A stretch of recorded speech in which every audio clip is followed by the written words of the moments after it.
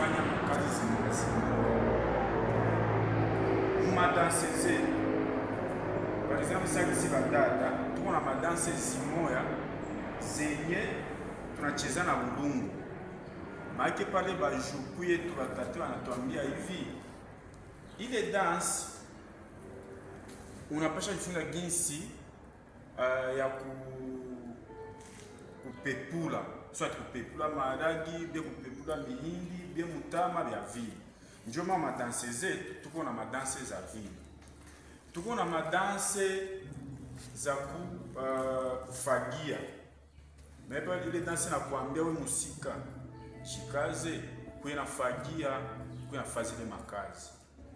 Kukote abagarso tuko na madanse zimoya tesa za sie bote, danse mahita kajembe.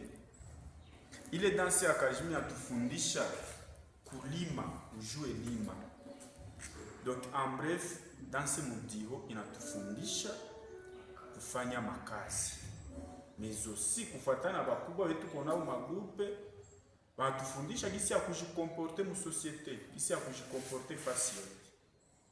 J'espère tuchasikilizana kwa hii. Yengine est-ce que nikumbusha kwa nilisema fasi yengine pwe.